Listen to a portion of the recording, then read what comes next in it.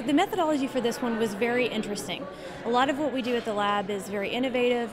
We're tackling kind of hard to solve problems and questions. And so with this one, we really wanted to make sure that we were testing video content across the 4 different screens that we focused on, which were television, PC, smartphone, and tablet. And we were doing it in a way that we could control for all of the crazy variables that go, into an in-market campaign, but also do it in a way that it's not in a lab necessarily, it's in people's homes, it's in their natural environment with where they would typically watch video.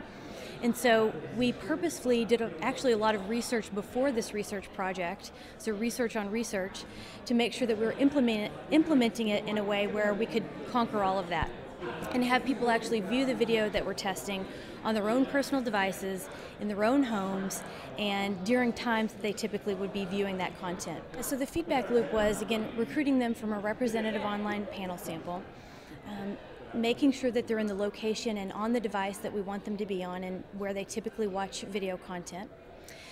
We served up the content directly to their device and had them watch 20 to 30 minutes of video content that of course incorporated ads and was realistic for what they would see in real life. And then we asked them to take a post-exposure survey so we could get metrics like ad recall, brand perceptions, purchase intent, all of those great branding metrics.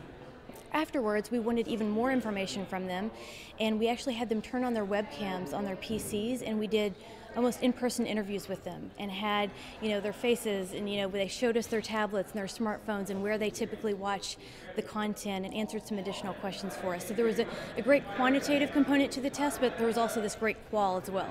For me, the big standout is ad effectiveness. So that's kind of the bottom line. Does the ad actually cause a change, and is it able to break through? I think probably the old saying in advertising was that the biggest concern for advertisers was wasting 50% of their budget or more reaching people who are never going to be in market for their product. But I don't think that's the challenge anymore. We've got targeting, we've got great ways of reaching people who are going to be in market for your product. Now the current challenge is reaching people who are going to pay attention to your ad and getting that ad to break through in a way that is going to impact people. And so that's the current challenge, I think, today. And so for me, this is why this test was so interesting, because again, with tablets, they're finding out that yes, they do watch it in comfortable, quiet spots. They're holding the device with 2 hands. And that really translated into greater attention and therefore greater ad recall and ad breakthrough. So the ads are getting through to the consumer, which again is kind of the current challenge today, I think. In this test, we didn't incorporate too many types of interactive ads because again, we wanted all of the ad experiences to be the same across all screens. And as Juan from Dynamic Logic mentioned, you can't really do some of that stuff on television. So we really wanted an even playing field when it came to the ad type. So in this test, it was not incorporated, but we've certainly done a lot of research on ad interaction in the past.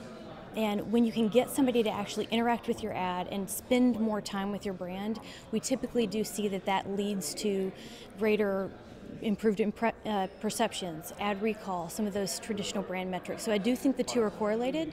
Again, in this particular test, we didn't include that. Yeah, I mean, the great thing about this test is we had, again, a massive sample size. We had over 8,300 respondents in our test. So there's so many ways that we can slice and dice the data, and we probably will be in the next 6 months even more than what we've done now. Again, I think probably what stands out the most when it comes to differences in media consumption habits when it comes to tablet and even the other devices, especially mobile, would be age. That's where we start seeing differences in how long people spend with the device, levels of multitasking, the types of multitasking they take on while on each device. Really, it tends to be kind of an age thing. So yeah, what age is sort of surprised you, or? Actually, no. It kind of validated what I thought. It wasn't super surprising for me to see those differences in behaviors, especially when it comes to smartphone.